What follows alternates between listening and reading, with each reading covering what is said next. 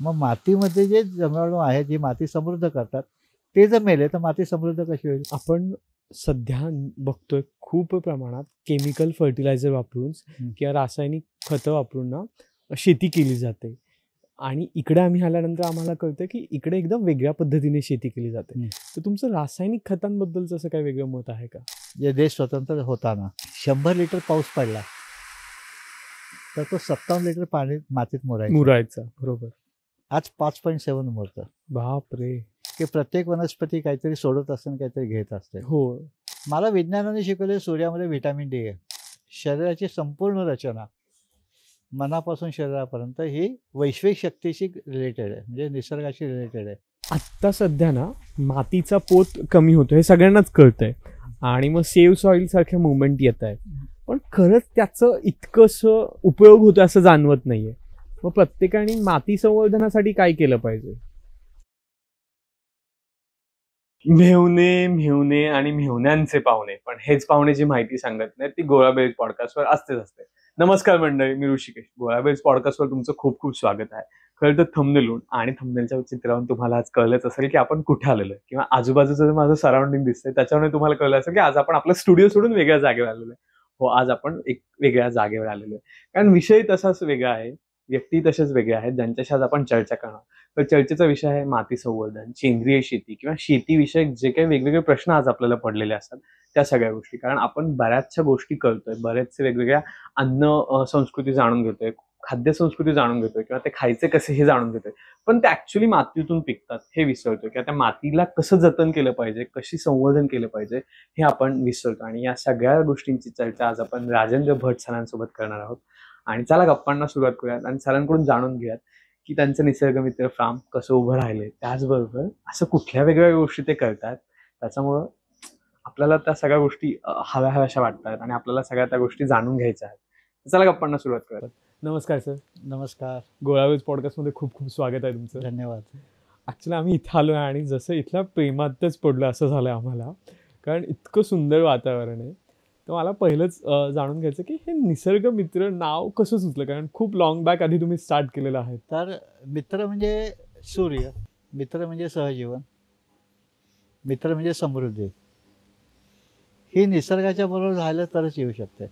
निसर्गामध्ये माझा रोल काय आहे, तर माणूस म्हणून माझा रोल असतो निसर्ग समृद्ध जो आहे ती समृद्धी टिकवणं, ती उपभोगणं आणि पुढच्या पिढ्यांकरता ती अजून चांगली करून हस्तांतर करणं. बरोबर. म्हणजे हे काम मित्राचं असतं. नक्कीच. म्हणून निसर्ग मित्र. निसर्ग मित्राचं जे कन्सेप्ट आहे ते आम्हाला थोडक्यात जाणून घ्यायला आवडेल, म्हणजे इथे काय काय गोष्टी होतात आणि मग आपण बाकीचं सुरुवात करूयाच गप्पांना. प्रत्यक्षामध्ये काय आहे की पृथ्वी, ग्रह तारे, चंद्र या सगळ्यांचा प्रभाव पृथ्वीवरती राहणाऱ्या सर्व घटकांवर पडत असतो. नक्कीच. जे पौर्णिमेला भरती येणार, अमावस्येला आवटी होणार, झाडं वाढणार सूर्यप्रकाशामुळे, पाण्यामुळे वाढणार इत्यादी. तर निसर्गातले सगळे घटक किंवा अंतराळामध्ये असलेले सगळे घटक हे एकमेकांच्या पासून वेगळे नाहीत. बरोबर. एकमेकांच्या संबंधित आहेत, एकमेकांना पूरक आहेत, एकमेकांचं नियंत्रण करणार आहेत. ह्या सगळ्या सृष्टीचं आकलन करत असताना आपण त्याच्यात जगत असतो. बरोबर. या सृष्टीचा उपभोग आपण घेत असतो. हो सर. आणि प्रयत्न हा करत असतो की आपल्यामुळे सृष्टी परत चांगली होईल का, हे माझं पोट तर भरलं पाहिजे, पण फक्त पोट भरलं पाहिजे का, तर माझ्या शरीराची संपूर्ण रचना मनापासून शरीरापर्यंत ही वैश्विक शक्तीशी रिलेटेड आहे, म्हणजे निसर्गाशी रिलेटेड आहे. निसर्गाच्या ऋतूमध्ये जसे बदल होतात माझ्या शरीरात बदल होत असतात, त्याला आपण म्हणतो बायोलॉजिकल क्लॉक. बरोबर. सूर्य अस्ताला गेल्यानंतर आपल्याला झोप यायला सुरुवात होते. तर ही जी आहे हे सगळं जर आपल्याला जाणून घ्यायचं असेल, आत्ता आपले सगळ्यांचे आजे पणजे ते करत होते. नक्कीच नक्कीच. हा, मला विज्ञानाने शिकवले सूर्यामध्ये व्हिटॅमिन डी आहे. कोवळ्या उन्हामध्ये मला किती वेळ सूर्याचं ऊन मिळतं? शहरात असेल तर अजिबातच नाही. अजिबात नाही. किंवा शुक्र तारा, मंदवात तारा, चांदणे, उत्तम कविता, उत्तम त्याचं प्रगटीकरण आहे. करेक्ट. दिसतात का मला तारे? नाहीच. म्हणजे मी एवढ्या अकृत्रिम जगात जगतोय की मला निसर्ग काय तेच माहिती नाही. हा, अनुभूती नाही. नक्कीच नक्कीच. मला जरा गरम झालं की मी एसी लावतो. हो. मला जरा थंड वाटायला की हीटर लावतो. वेगळे उपाय करतो. हा, की निसर्गाच्या रचनेबरोबर माझ्या शरीराची रचना एकत्र होऊनच देत नाही मी. तर या निसर्गाबरोबर जाणं आणि माणसामध्ये दोन घटक असतात प्रत्येक व्यक्तीमध्ये. ओके. एक असतो देह आणि एक असतं शरीर. शरीराला भूक आहे, हां. मनाला वासना आहेत, मनाला इंद्रिय आहेत, नक्कीच. शरीराला फक्त भूक आहे. आज जेवायला काय केलं आहे? देहाला वाटतं मला भूक लागली, जेवायला वाढा, हे शरीराला वाटतं. म्हणजे मी खूप दमून आलो तर मी हे विचारत नाही की जेवायला काय केलं आहे. जे आहे ते खातोय. जे आहे ते बरं, म्हणजे ते देह आहे.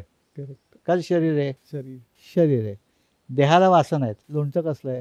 म्हणजे देहात काय आहे तर 5 ज्ञानेंद्रिय, 5 कर्मेंद्रिय, बुद्धी, हं. मन, चेतना, प्राण आणि आत्मा. आत्मा. तर हे जे सगळे आहेत या सगळ्यांची वासना इच्छा पूर्ण करण्यासाठी देह आहे. मग निसर्गामध्ये आपली इच्छापूर्ती होते का? म्हणजे माझ्या जेवणाची रचना शेतीने केली, रुचकर सुगंधित ती पण शेतीने केली. बरोबर. आपण फक्त अन्न खाल्लं का रुचकर सुगंधी अन्न खाल्लं? म्हणजे आता उदाहरण घेऊ आपण, एक आंबा आहे तर आंबा घे, आपली खायची इच्छा होते. इच्छा मनाची का शरीराची? मनाची. मनाची. मग मन सांगतं बुद्धीला आपल्याला आंबा खायचा आहे. मग नक्कीच. बुद्धी म्हणते ठीक आहे, बुद्धी म्हणते थांब जरा बघूया. गोड आहे मग का? पहिले ते डोळ्याने बघते नक्कीच. छान आहे का, हातात घेऊन बघते, फिलिंग तसं कडक आहे, मृदा आहे, कापाला झाला आहे का. मग नाकाला लावते, नाकाला सुगंध आला तर कापा. आणि ते कापून जेव्हा मी जिभेला आंब्याची फोड लावतो त्या जिभेला रुची आणि नाकाला गंध आला तर समाधान होत नाही. नक्कीच. म्हणजे भूक शरीराची आहे असं नाही, सगळ्याच अवयवांची आहे. त्या अवयवांची पूर्तता करण्याची क्षमता निसर्गामध्ये. ओके. म्हणून निसर्गाबरोबर मातीमध्ये आता आपल्याला सांगतात की हिरवळीवरनं चाला म्हणजे ॲक्युप्रेशर होईल. ते औषध आहे का? नाही. मग औषध म्हणून वापरतो ना, हिरवळीवर चालतोय ना. करेक्ट. मग हे जे निसर्गावर जगणं, हे बघणं, हे जिथे शक्य आहे त्याला आपण शेती म्हणतो. नक्कीच, नक्कीच. ते शेती करत असताना पंचेंद्रियाचा उपभोग मिळाला पाहिजे. म्हणजे नाकाला सुगंध आला पाहिजे, कानाला किलबिलाट आला पाहिजे, डोळ्याला फुलपाखरं, फळं, फुलं दिसली पाहिजेत, रंगाच्या छटा दिसल्या पाहिजेत, नक्कीच. त्वचेला मुलायमपणा, कठीणपणा जाणवला पाहिजे, जिभेला रुची आणि अन्न मिळालंच पाहिजे. हे सगळं आत्ताच्या शेतीत तर मिळत नाही. हां. मग निसर्गपूरक शेती म्हणजे माझ्या कानाला पक्ष्यांचा किलबिलाट येतोय, आम्ही पक्षी दिसले की मारून टाकतो शेतामध्ये.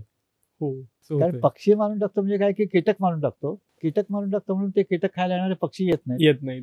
मग माझ्या कानाला भारतभरचा आवाज, कोकिळाचा आवाज येतो का? बऱ्यापैकी नाही येते. नाही येत. म्हणजे ते यांत्रिकीकरण झालं.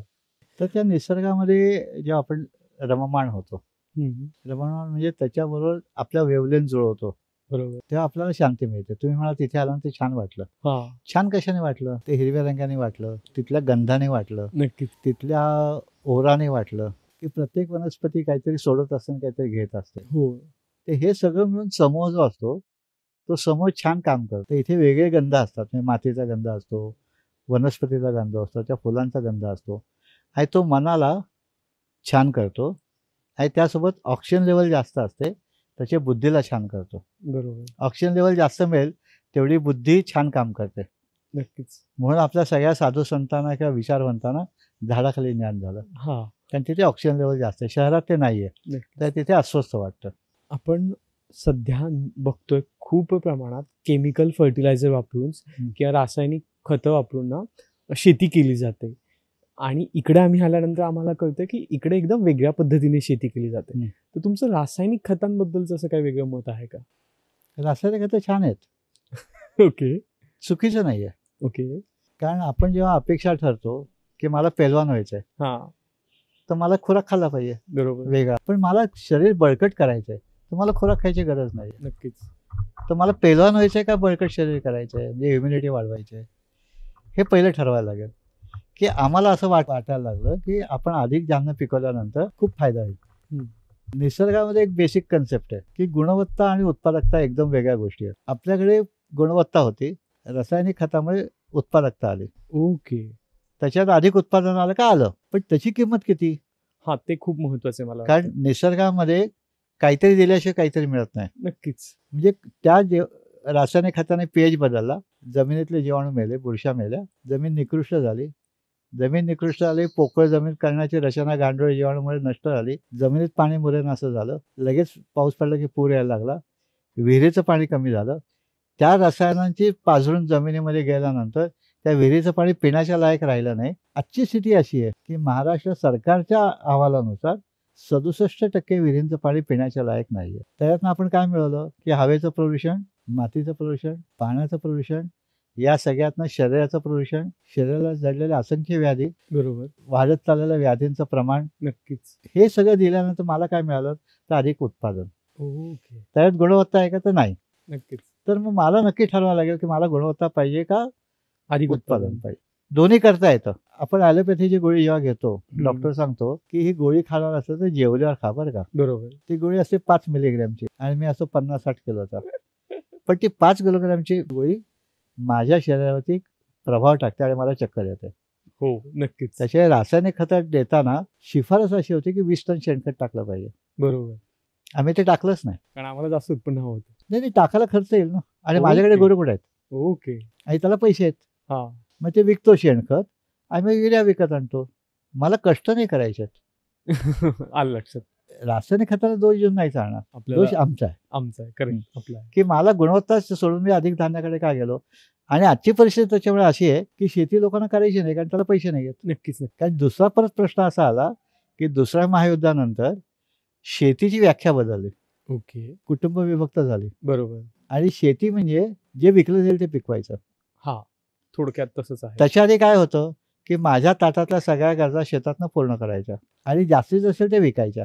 नक्कीच. हो. आता आम्ही सगळं ऊस लावतो, ऊस विकतो आणि तांदूळ, गहू, ज्वारी, बाजरी विकत आणतो. आणि आजच्या स्थितीमध्ये देशामध्ये किंवा सगळ्या जगभर हे सगळे उत्पादन आहेत हे विषयुक्त आहेत. हो. म्हणजे मी दररोज विकत आणून विष माझ्या मुलांना देतो किंवा माझ्या आई वडिलांना देतो आणि याचे रिपोर्ट आहेत. हा, आहेत. तर हे सगळं टाळायचं असेल तर आपल्याला आपल्या आजोबांची शेती जी होती ती करायला पाहिजे. आणि गंमत म्हणजे ह्याच्यातलं अजून एक खूप छान उदाहरण की इंग्रजांना डॉक्युमेंटेशन करायची सवय होती. हा. ते इंग्रजांनी जे डॉक्युमेंटेशन केलंय त्यात असं लिहिलंय की इथल्या मातीची उत्पादकता 17 टनापर्यंत आहे. ओके. आणि आता सगळं रासायनिक खतं आणि औषधं वापरून संकरित बियाणे वापरून आम्ही 6 टनाच्या पुढे जात नाही आहोत. म्हणजे आधी जास्त होती. नक्कीच. ती गेली कुठे. त्याला आपण म्हटलं भारताचा सुवर्णकाळ. हो. मग आपल्या सुवर्ण काळाकडनं अधोगती काळाकडे का आलो तर आपल्या गरजा बदलत गेल्या, आपल्या व्याख्या बदलत गेल्या आणि आपण कशाच्या तरी उलट्या गोष्टीच्या मोहात पडलो. नक्कीच. समृद्धी टाळून आपण समृद्धी म्हणजे पैसा नाही, आपण पैशाच्या मागे लागलो. नाही, पण आजकाल तसंच होतं ना कुठेतरी की समृद्धी म्हणजे पैसा. तर आता एखादी बातमी जरी आली शेतकऱ्याची सुद्धा तरी ती बातमी अशी येते की 3 महिन्यात 10 लाखांचं उत्पन्न काढलं किंवा XYZ पीक काढून शेतकऱ्याने सुद्धा इतकं मोठं उत्पन्न काढलं. 100% हे मला मान्य. हे जर 3 लाख रुपये 10 लाख रुपये मिळाले असते तर खेडं सोडून शहरात लोक का आले असते. बरोबर. म्हणजे त्या बातम्यात काहीतरी गडबड आहे. हो. आणि काही कोटी शेतकऱ्यातले एखाद्या शेतकऱ्याला मिळाले. बाकीचे किती सक्सेस स्टोरी किती आहेत. नक्कीच कमी आहे. कमी नाही, नाहीच आहेत. हा, नाहीच आहेत. आता हे जे आहे ते माझं वय, माझ्या शरीराची दणकटता, माझ्या कुटुंबातलं स्वास्थ्य हे सगळं आजोबांच्या काळात जास्त होतं का आता जास्त आहे. आजोबांच्या काळात नक्कीच जास्त होतं. मग माझ्याकडे पैसा आलो येऊन काय झालंय. अधोगती झाली किंवा मला शरीराच्या व्याधी झाल्या. म्हणजे माझी गरज पैसा नाहीये, नक्कीच. माझी गरज स्वास्थ्य आहे. हो. शारीरिक स्वास्थ्य, मानसिक स्वास्थ्य, सामाजिक स्वास्थ्य आणि मग आध्यात्मिक स्वास्थ्य. हो. ही आयुर्वेदाची संकल्पना जागतिक आरोग्य संघटनेने मान्य केली. नक्कीच. आम्ही आता त्याच्या मागे नाहीच आहोत. आम्हाला खूप पैसे कमवायचे, जर कमवू काही काय हरकत नाही. पैसे कमवून काय करणार आहोत. दवाखान्यात घालतोय. ठीक आहे, दवाखाना सोडून काय करणार आहोत. उपभोगायला वेळ आहे. नाहीये. मला छान गाणी ऐकायची आवड आहे. मी नोकरी केली, छान मस्तपैकी सिस्टीम घेतल्या, चांगल्या होम थिएटर केलं. मला बसायला वेळ आहे का. नाहीये. नक्कीच नाहीये. तेवढा तर नाहीये जितकी मुलांना द्यायला वेळ आहे का. नाहीये. कुटुंबाला द्यायला वेळ आहे का. नाहीये. मग हे सगळं जर नाहीये तर मला मिळालं काय. काहीच नाही, फक्त पैसा. त्या पैशाने समाधान कुठे आहे. नक्कीच नाहीये की त्याच्यासाठी आपण शोधतोय समाधान. मग आपल्याला काय पाहिजे, समाधान, आनंद पाहिजे का पैसा पाहिजे. हे आपण ठरवलं. आपण ठरवायला लागेल. आता अनेक लोकांना अनुभव येतो की काहीतरी कोणासाठी सॅक्रिफाईस केल्यानंतर आनंद जास्त मिळतो. हो. आम्ही सॅक्रिफाईस काय केलं. माझ्या कुटुंबामध्ये माझ्या आईने सॅक्रिफाईस केलं कुटुंबासाठी. बरोबर. आता माझी बायको आणि माझी सून काय म्हणणार आहे, मला माझं करिअर करायचं आहे, त्याला सॅक्रिफाईस नाही करायचं आहे. आजची परिस्थिती पुढची अजून अशी आहे की ती बाई म्हणते मला गर्भ पण नको आहे कारण माझ्या करिअरवरती दुष्परिणाम होतो. करिअर का करायचे, what is definition of career हे आम्हाला कळतच नाही. आणि ज्यांना कळतंय त्यांना हे लोक वेडे म्हणतात. ते आहेच की ज्यांना आपण म्हणतो ना की पॅशनेटली एखादी गोष्ट करतात त्यांना आपण वेडे म्हणतो आणि शेवटी त्यांची सक्सेस स्टोरी म्हणून ज्ञानेश्वर शेजारच्या घरात जन्माला यावं तसे अजूनही तेच चालू आहे. पण आता जर म्हणजे आपण आताही बघतो की बऱ्याचशा शेतकरी कुटुंबांमधून सुद्धा कोणी असं सांगत नाही की तू शेती कर म्हणून. म्हणजे जरी माझ्याकडे 40% स्वामीनाथन अहवाल सांगतो 40% शेतकऱ्यांनी सांगितलं आम्हाला दुसरी काही संधी मिळाली तर आम्हाला शेती सोडायची आहे. ओके. असा अहवाल सरकारने प्रसिद्ध केला आहे. तर शेतकरी का नाही करायचं? तर शेतात काम करायला कुठला मुलीचा बाप त्याला मुलगी देत नाही. हां. नंबर 1. ओके. तरुण म्हणला माझं लग्न होत नाही, मी शेती कशाला करू? नंबर 2, त्याला समाजात प्रतिष्ठा नाही. म्हणजे तो उत्तम शेतकरी आहे, त्याला काही व्हॅल्यू नाही. IT इंजिनिअरला व्हॅल्यू आहे किंवा साधा कंपनीमध्ये हेल्पर असेल त्याला पण व्हॅल्यू आहे. हा, ते आहे बऱ्याच ठिकाणी असं हां. बघण्यात येतं. म्हणजे समाजाची दृष्टी बदलली. दुसऱ्या महाविद्यालयाच्या आधी उत्तम शेती, दुय्यम व्यवसाय, तिसरी कनिष्ठ नोकरी. आज उत्तम नोकरी, दुय्यम व्यवसाय आणि ज्याला काही येत नाही तो शेती करतो. शेतकरी. म्हणजे शेतीला सगळ्यात जास्त ज्ञान लागतं, त्याला आपण दुय्यम मानलंय. तर सध्या ना मातीचा पोत कमी होतो हे सगळ्यांनाच कळतंय आणि मग सेव्ह सॉइल सारख्या मुवमेंट येत आहे, पण खरंच त्याचं इतकंसं उपयोग होतो असं जाणवत नाहीये. मग प्रत्येकाने माती संवर्धनासाठी काय केलं पाहिजे? जगामध्ये एक म्हण आहे, जो देश माती जपत नाही त्याला भवितव्य नसतं. आपल्याकडे मातीची अतिशय त्याला शब्दच नाही म्हणतात एवढ्या हेंचाळ आहे आणि आपल्याला कन्सेप्ट मान्यच नाहीत किंवा आम्ही विचारच करणं सोडून दिलं. की उदाहरणार्थ गांडूळ शेतकऱ्याचा मित्र आहे का? हो. मग गांडूळ कुठे राहतो? माती. मग मी नांगरलं तर काय होईल? मळतील. मग मी नांगरणं कमी करणार आहे का? नाही, ट्रॅक्टरने नांगरतो मी तर. म्हणजे मग मी एकीकडे गांडूळाला मित्र तरी नाही म्हणलं पाहिजे. ओके. आम्हाला अनुभव असा आला की आम्ही जेव्हा नांगरणी बंद केली, कमीत कमी नांगरणी, अनावश्यक नांगरणी बंद, की गांडूळ वाढायला लागतात. ओके. पिकांचे अवशेष तिथे पडले, जे आंब्याचं झाड वाढलं, पाला पडला, आच्छादन झालं. आच्छादन जिथे होतं is create the micro climate between soil. Micro climate create the micro organism in the soil. आम्ही जमीन एक्सपोज केली. जमीन एक्सपोज केली की मॉइश्चर उडाली. बरोबर. सूर्यशक्तीमुळे स्टरलाइज झाली, हा. जे मायक्रोब्स मेले. मग माती चांगली कशी होईल? बेसिक कन्सेप्ट आहे की soil must be cover with any organic matter dead or live. Okay. आमच्या जमीन हॉल सारखी स्वच्छ करतो आम्ही. हो, ते आहेच. आणि बेसिक निसर्गाचा नियम आहे की will control the soil. Okay. Control the soil erosion is create the organic matter in the soil.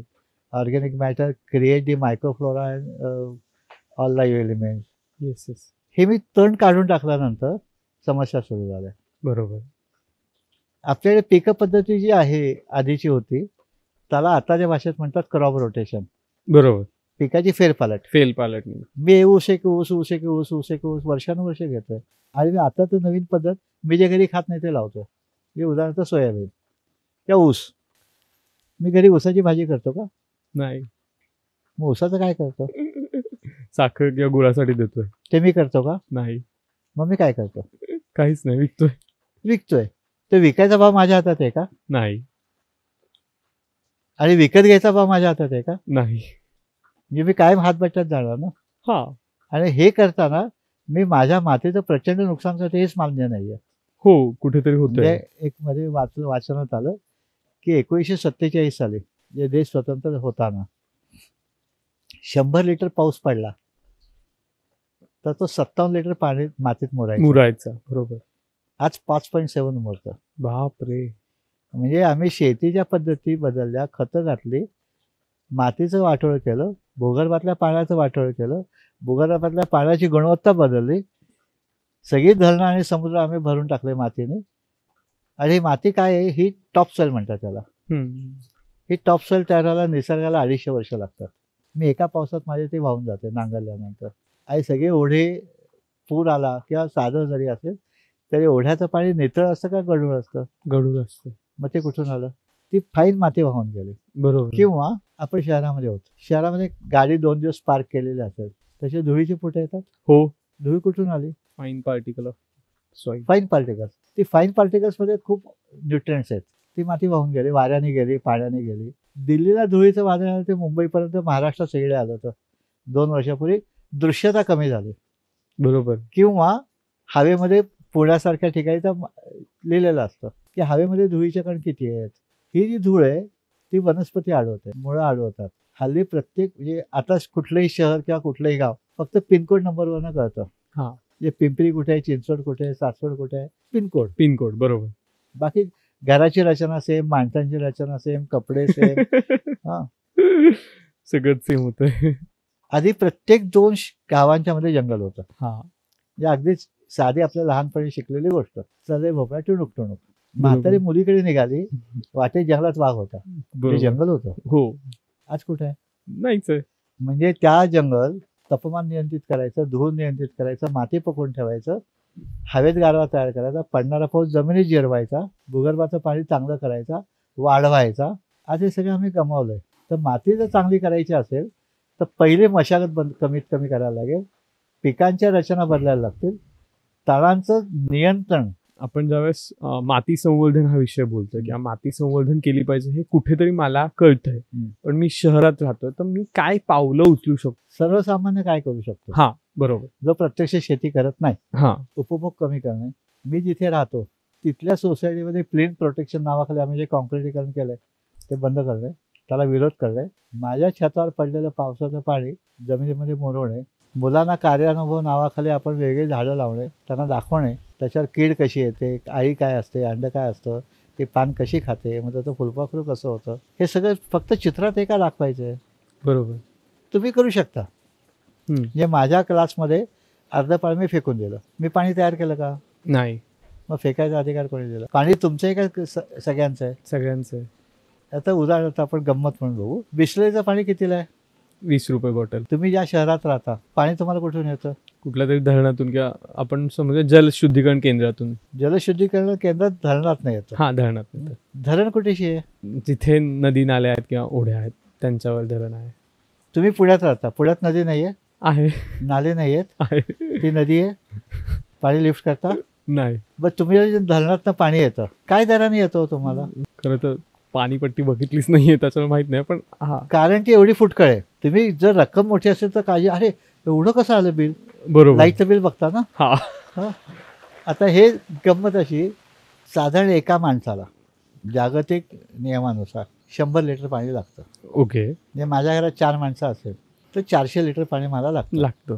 आपण त्या बिस्लरीच्या दराने पाणी विकत घेतलं तर कितीला जाईल? आपण होलसेलसाठी 10 रुपये दर पकडूया लिटरला. 10 रुपये लिटरला. हा, 400 गुणिले 10, 4000 एका दिवसाचे. एका दिवसाचे म्हणजे महिन्याचे किती? 40. ते नगरपालिका तुमच्याकडे घेताना 100-200च्या पुढे घेत नाहीये. हा, बरोबर. नक्कीच. म्हणून मला त्याची किंमत नाहीये. म्हणून मी बाटली टाकून देतो, अर्धी बाटली रिकामी ठेवून जातो. तुम्ही किती पाणी गोळा केलं? काहीच नाही. मग तुम्हाला अधिकार कोणी दिला वापरायचा? कुणीच नाही. तसं तुम्ही बघायला नोकरी करता, पैसे कमवता, मग वापरता. हा, तुम्हाला पैसे कोणी फुकट देतं? नाही. पाणी फुकट दिलंय ना, म्हणून वाटेल तसं वापरता. ओके, आलं लक्षात. किंवा दुसरा प्रश्न अजून, की पाऊस पडला का तुमच्याकडे? धरणात इथे पडतो, तुमच्या इकडे पडतो. बरोबर. तुमचं पाणी कुठे जातं? गटार नाल्यांमध्ये. त्याला मराठीत माज म्हणतात. म्हणजे माझं पाणी मी गटारात घालणार आहे. त्या डॅममध्ये विस्थापित झाले लोक अजून विस्थापित आहेत. कोयनेचे विस्थापित आहेत, मुळशीचे विस्थापित आहेत. नक्कीच. म्हणजे मी एकही थेंब पाणी गोळा करणार नाही. मी वाटेल तसं पाणी उडवणार, वाया घालवणार, त्याचे पैसे फुटकळ देणार. मग समृद्धी निर्माण कशी होईल? किंवा अजून एक जमिनीशी संबंधित, की तुमच्या जमिनीमध्ये तुम्ही बोर केलेत, नगरपालिकेचं पाणी येत नाही म्हणून. हो, नक्कीच. रिचार्ज कोणी करायची? छताचं पाणी रिचार्ज केलं का? बँकेत बॅलन्स वाढवला का? आलं आम्ही सगळी बिल्डिंग, सगळी प्लॅन प्रोडक्ट, मातीच नाही. नक्कीच. हो, आणि मातीने तर संवर्धन काय गोष्टी करताय? नक्कीच येते लक्षात. की मला मातीचं संवर्धन करायचं असेल तर मला 3 गोष्टी कमीत कमी टाळल्या पाहिजेत. एक म्हणजे वनस्पती जिथे येतील तिथे जगवल्या पाहिजेत. नसेल जगत तर वाढवायला पाहिजेत, लावल्या पाहिजेत. आणि वनस्पतींचे अवशेष आणि वनस्पतींचं जीवनचक्र तिथे पूर्ण झालं की मातीमध्ये जीवाणू, गांडोळं सगळे तयार होतात. माती पोकळ करतात, वनस्पती तापमान नियंत्रित करतात, पावसाला आमंत्रित करतात, पडलेला पाऊस मातीत मुरवतात आणि त्याच्यामुळं माती पकडून ठेवतात. जेव्हा माती मोकळी असते तेव्हा वाहून जाते. हे झाले संवर्धन. आपण गुणवत्तेचा अजून पुढे विचार करतोय. नक्कीच. फक्त माती सांभाळणं. आता गंमत कशी असते, मला बऱ्यापैकी गची बाधा होते. सगळ्या मीना होते बरं का. Okay, okay. की मी ही जमीन सुधारेन. ती जमीन किती हजार वर्षापूर्वीची आहे का काही लाख कोटी वर्षाची आहे? नाही, माहितीच नाही. माहिती नाही. त्या रचनेमध्ये माझा विषय पापणी लावण्यावर तरी आहे का? 1 लाख वर्षापूर्वीची माती तयार झाली समजा, तर माझा विषय किती आहे? 70-80 वर्ष किंवा 90-100 वर्ष. ऍक्टिव्ह 30-35 खूप झालं. आणि मी म्हणतोय मी माती बदलेन. एवढ्या वेळेपुरतं तरी माझा विषय आहे का? नाहीये. मग मी काय बदलेन? मी शोषणच करतोय. ओके. मी शहरामध्ये राहतो, माझा पैसे आले की मी घर दुरुस्त करतो. बरोबर. हो. किंवा मला काही अपशकून वाटायला लागले, अरे आपली भरभराट होत नाहीये, की मी वास्तुशास्त्राला बोलवतो. हो. तो सांगतो काका तुम्ही हे स्वयंपाकघर चुकीच्या जागी घेतलंय. हो तुमचं घर इकडे पाहिजे स्वयंपाकघर. करेक्ट. मग मी तोडफोड करतो, कुठे टाकतो? मातीत. विटा कशाच्या बनल्या? मातीचं. जे मी जरी विचार केला की मी एकच घर बांधेन आणि आयुष्यभर त्याच घरात राहील, तर मातीचं संवर्धन होईल का? टाकणारी माती वाया नाही जाणार, तिथली माती खराब नाही होणार. हा नवीन बांधकामासाठी त्या मातीच्या विटा नाही बनणार. करेक्ट. म्हणजे मी मातीचं संवर्धनच केलं ना एक प्रकारे, हा वापर कमी केला. बरोबर बोललात सर तुम्ही की आपण त्या दृष्टिकोनातून काळजीच घेत नाही. म्हणजे एक व्यक्ती, एक नागरिक म्हणून मी शाळेत काय प्रार्थना म्हटली? सारे भारतीय माझे बांधव आहेत. हो राष्ट्रीय संपत्ती सांभाळ करणं माझा हक्क आहे, कर्तव्य आहे. हो. मला कर्तव्याची जाणीव आहे का? नाही. हक्काची आहे. नक्कीच. आता हे जे हक्क आहेत, हे हक्क कधी मिळतील? जेव्हा मी माझे कर्तव्य बजावेल तेव्हा. मी केलंच नाही काही. मी आत्ताच्या स्थितीमध्ये भारतीय परंपरा असं मानते की माणूस आणि पशुमध्ये फरक आहे. पशुची व्याख्या आहार, निद्रा, भयम येतो. हो. आत्ता मी कसा जगतोय? पशुसारखंच थोडंफार. माणूस म्हणून मी जगतोय का? नाही. माणूस म्हणून जगायचं काय आहे की जो विचार करतो आणि कृती करतो. जे गाय विचार करते, कृती नाही करू शकत. भूक थांबवेल का? तर नाही. नाही. खाणं पोट भरलं की गप्प बसेल. माणूस पोट भरलं, बटाट्याचा वास येतो ते भूक लागते. होतंय ना. आता बऱ्याचशा प्रमाणात ना प्रत्येक शेतकरी म्हणत असतो की शेती परवडत नाहीये, पण मग हे का होतंय किंवा असं का जाणवतंय? परवडत नाही याची काही अनेक कारणं आहेत. ओके. त्यातलं महत्वाचं कारण आहे त्याचं घरचं काहीच नाही. बी विकतचं आहे, खत विकतचं आहे, औषध विकतचं. अख्ख्या जगामध्ये, जगातल्या सगळ्या देशांनी कृषी उत्पादनावर आधारित दर ठरवले नाही. म्हणजे आता उदाहरणार्थ महाराष्ट्राचा, केंद्र सरकारचा भाताचा भाव आहे 1700 रुपये ओके. क्विंटल. प्रोडक्शन कॉस्ट आहे 28 रुपये क्विंटल. म्हणजे माला तो 28 रुपयाला पडतो. हा आलं लक्षात. ते सरकार मला देतं 17 रुपये. 17 रुपये. आणि विद्यापीठाचा डाटा असा सांगतो की 1 रुपया खर्च केला की 80 पैशाचा भात मिळतो. मग किती दिवस शेतकरी खिशातले पैसे घालून करेल? त्याचे तो कारण अजून एक गवत की कुटुंब विभक्त झाले. हो. आज प्रचलित शेतकरी जे आहेत त्यात 80% लोकांच्याकडची घरातले कुटुंब शेतात काम करायला जात नाही जात. नक्कीच. आणि शेतात जोपर्यंत काम करत नाही तोपर्यंत वस्तुस्थिती कळत नाही. किंवा मजुरी कमी, 4 माणसं घरातले, 4 माणसं मजूर कमी झाले, जे पैसे घरात राहिले. हा हेल्थ चांगली झाली, श्रमाधारी जीवनशैली झाली. बरोबर. आजची परिस्थिती खेड्यामध्ये शहरापेक्षा मधुमेहाचं प्रमाण जास्त आहे. आपण ते तपासलं नाही अजून. हो, किंवा माहिती नाही आहेत लोकांना. माहिती नाही. कारण गावातली जी स्त्री आहे, गावामधला चहा म्हणजे खडा चमच. की चहा गोड झालाय ना म्हणजे चांगला झालाय. हो नक्कीच नक्कीच येते लक्षात. हे अजूनही आहे. हो आहे आहे. आणि दुसरं, त्याच्या शेतामध्ये जे काही पिकवलं असेल, समजा तो पिकवत असेल, त्याच्यात तो भयंकर औषधं वापरतोय. हो खूप प्रमाणात. आणि ते संपेस्तो तो तेच खातोय. म्हणजे माझ्या शेतातली भेंडी मी अल्टरनेटिव्ह तरी खाणारच आहे ना. हा नक्कीच. त्या भेंडीवर मी औषध मारलंय. शहरातला माणूस दररोज भाजी बदलतोय किंवा व्हेरिएशन आणतोय भाजीमध्ये. त्याचे त्याला तेवढे त्रास नसेल एवढे खेळात आहेत. नक्कीच. कारण मला असं जाणवतंय आता जे शेतकरी आहेत ज्यांच्या घरी फळबाग आहेत स्पेसिफिकली, कारण मी बघितलं बऱ्याच ठिकाणी नगर जिल्ह्यामध्ये की त्यांच्या एका झाडाला जवळपास ते 4-4, 5-5 हजाराच्या औषधं देत आहेत. आणि त्या फळबागा असतात आणि जोपर्यंत ती फळबाग पिकलेली आहे किंवा जोपर्यंत त्याला फळ आहेत, तो घरात रोज प्रत्येक माणूस 1 किंवा 2 फळ खातोय. म्हणजे जेवणाआधी म्हणा किंवा दुपारी म्हणा किंवा संध्याकाळी म्हणा, ते खाल्लं जाते कारण आपल्याच घरचे चला. आणि त्याचं प्रमाण जसं तुम्ही म्हणताय की जो आपण जे बोलत होतो मगाशी, पण रेसिड्यूल म्हणतो की आपण म्हणत होतो ना की आपण काय खातोय हे आपण बघत नाहीये की आपण कसं खातोय, कधी खातोय, किती खातोय. करेक्ट. त्याचं गणित नाहीये. अतिशय वाईट गोष्ट. म्हणजे मी एका शेतकऱ्याकडे गेलो होतो. ओके. तर तो ते ग्रस्त एक्सपोर्ट करायचे द्राक्ष. अख्खा जग फिरून आले. ते स्वतःचं वेदर स्टेशन होतं. ओके. तो म्हणतो सर काय वाटेल ते झालं तरी माझा मुलगा शेती नाही करणार. त्याच्याकडे जगातल्या सगळ्या गाड्या होत्या तरी पण तो म्हणतो ही कंडिशन आमची काय आम्हाला माहिती आहे, मला मुलाला त्याच नाही घालायचं. ओके.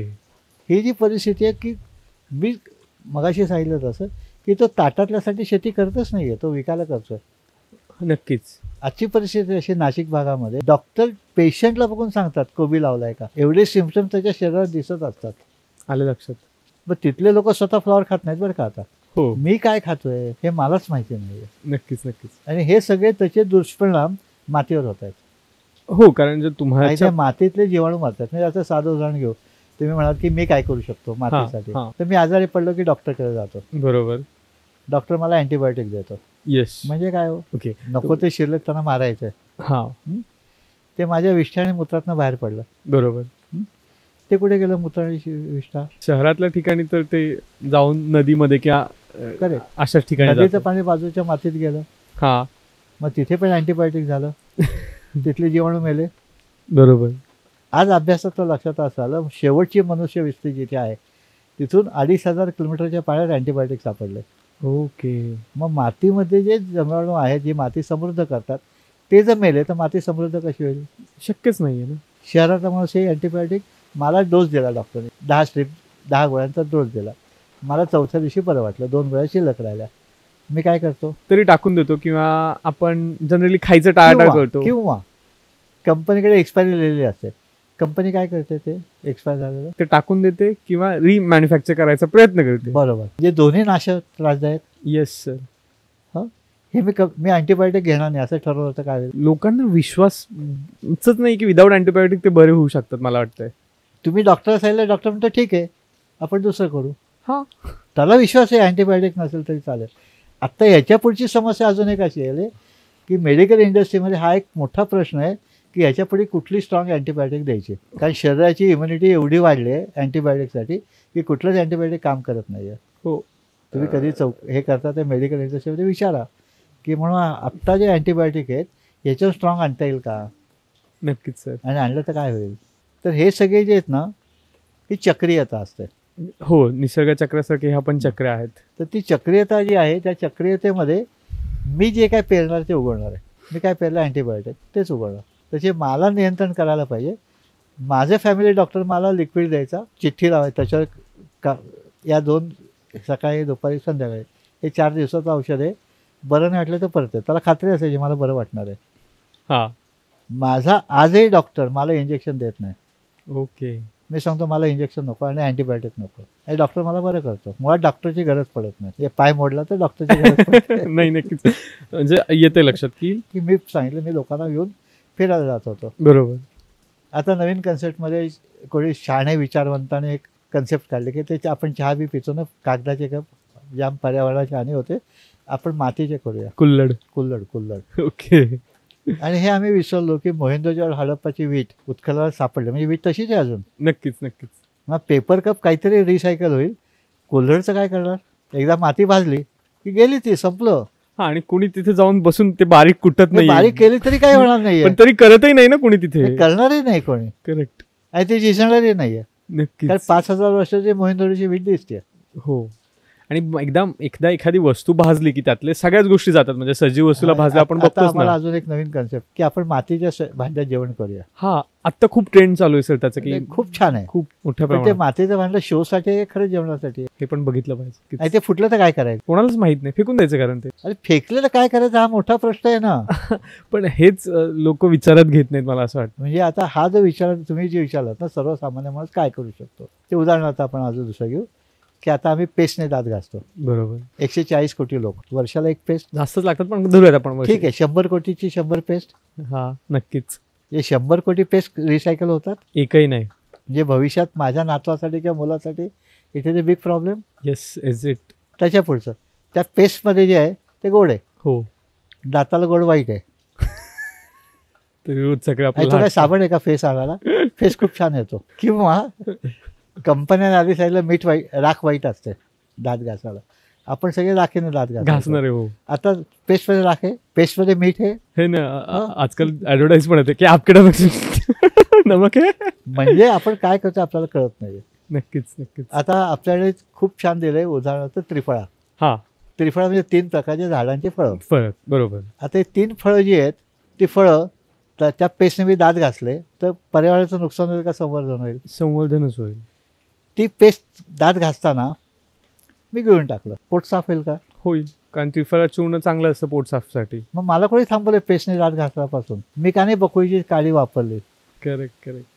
हजारो दंतमंजन आहेत आपल्याकडे मी काय त्या पेशच्या बळी पडलो. हा, किंवा मला असं म्हणायला आवडेल की मॉडर्नायझेशन कडे जायचं आपल्याला, पण जेव्हा आपण पूर्वजांचं वाईट आहे का? कुठलाही विचार न करता खरंय. तिकडे धावतोय. म्हणजे आपण आपल्याला काय योग्य आहे काय अयोग्य आहे हे न बघता आपण फक्त ते छान वाटतंय किंवा ते छान आजची दिसतंय म्हणून परिस्थिती अशी जातोय. आहे, आजची परिस्थिती म्हणजे आता आपण मोबाईल लावून बसलो आणि आपण दोघांचा गप्पा चालू आहेत की अरे मला ना ते कुठल्या हॉटेलमध्ये जायचा विचार करतोय मी.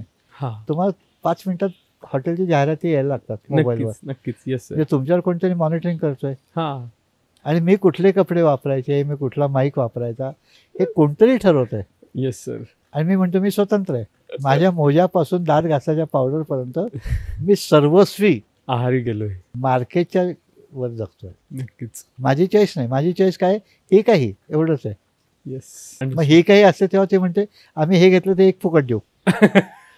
तो काय समजतंय. माझा काका मामा आहे काय मला फुकट द्यायला? नाही, कोणीच देत नाही. म्हणजे मार्केटिंग स्ट्रॅटेजी हे तर आपल्याला कळतंय. पण मी त्याला बळी पडतो की नाही? Yes yes, 100%. म्हणजे आपण सर्वसामान्य माणूस माती संवर्धन करायचं असेल तर घरातला कचरा त्याचं कंपोस्ट कसं करायचं, रिसायकल करताना ओला कचरा घन कचरा कमीत कमी पाणी वापरणं, असलेल्या कचऱ्याचं खत करणं, मुलांना कुंडीमध्ये झाड लावायला शिकवणं, कुंडीमध्ये झाड लावून वातावरण प्रसन्न करणं. आपण इथे झाड ठेवलं त्याने काय झालं, एक प्रसन्नता आली, एक वेगळा. तर हे माझ्या घरी करायचं का प्लॅस्टिकचे फुलं लावू, हे मला करता येईल आणि नुसतं करता येणार नाही तर मुलांना दाखवता येईल. बरोबर. हे आम्ही करत नाही कारण आमच्याकडे वेळ नाही आहे. त्या वेळेचं मी काय करतोय तेच माहिती नाही आहे. हा, ते आहेच. त्याचे चक्र जे आहे ना त्या दुष्टचक्रामध्ये आम्ही आहोत. मातीपासून लांब गेलो. ये ना मातीत. हो, कारण आजकाल साधं पाहायला माती चिकटली तर आपल्याला पटत नाहीये. नाही, डॉक्टर म्हणतात माती वाईट आहे. ओके. आई वडील म्हणजे मग व्हेरी बॅड, इनहायजेनिक. येस. आणि आपण त्याला इनहायजेनिक करायला अजून मदत केली. कोविड काळामध्ये सगळे स्प्रे केले. हो, खूप ठिकाणी. ॲक्च्युली माझ्या त्वचेवरती लक्षावधी पॅरासाईट असतात. ते माझ्या घामातनं आलेलं मीठ खातात, मेलेली त्वचा खातात. मी ते हँडवॉश लावून काय केलं, सगळंच मारले. मग साफ कोण करणार? परत प्रश्नच पडत नाही मला. केमिकलचे प्रोडक्ट लावून साफ करतोय आपण हा. ना. करेक्ट. की आपण हे जे प्रश्न मॉइश्चरायझर आहेत ना, लावतोय. काय प्रॉब्लेम काय आहे? आता त्याची थेरपी आहे बरं का, it's called mud therapy. Yes yes. हा, म्हणजे आपण इन्स्टावर बघतो ना आजकाल मड थेरपी, किंवा ते मडचा चिखल असो त्याच्यात तुम्ही पूर्ण डुबून बसा. मातीमध्ये पोटेन्शियल आहे की तुमचं शरीर स्वच्छ करते. करेक्ट. मग धूळ लागली पाहिजे काय प्रॉब्लेम, धुवून टाकू पाण्याने. आपली पूर्वीची साधी 50 वर्षापूर्वी आपले संडास बाहेर होते. हा, कुठे गेला तर परसाकडे जाऊन आला. त्या विष्ठेचं खत बनायचं. बरोबर. मी घरात खायचो मी बाहेर शौचालय जायचो. आता बाहेर जेवतो मी घरात शौचालय येतो. हो, हेच आहे. आणि ते जातो कुठे तर नदीत. नदीत, मग नदीतलं जातं कुठे, मगाशी मी म्हटलं अँटीबायोटिक मी घेतलं मातीत. ते गेलं ना सगळं. म्हणजे मी मातीचं संवर्धन करताना हा पण विचार नाही केला आहे की माझं वेस्ट कुठे जाईल. माझे केस असतील, माझे टूथपेस्ट असेल, माझे चप्पल असतील, माझ्या घराच्या बांधकामाच्या विटा असतील, this is my responsibility. Yes sir. मी कोणाला ढकलतोय? दुसऱ्यावर काय, गव्हर्नमेंटवर. मी टॅक्स दिलाय असं मी म्हणतो. Okay, this is not enough. Tax देऊनही होत नाही कारण माणसं मिळत नाही. नाही, नक्कीच. आपण आणि जगामध्ये तो एक मोठी समस्या आहे. त्यासाठी सोल्युशन निघाले, स्मॉल इज ब्युटिफुल. जे गांधीजी आजही विचार आदरणीय आहेत कारण तरी सांगितलं ग्रामराज्य झालं पाहिजे. बरोबर. तिथलं तिथे डिकम्पोज होत आहे ना, जातच नाही आहे कुठे. नक्कीच. लॉजिस्टिक ज्याला आपण म्हणतो, लॉजिस्टिक झिरो. येस.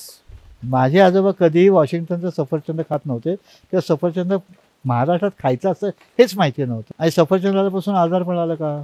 आलंय. मग सफरचंद का खातोय?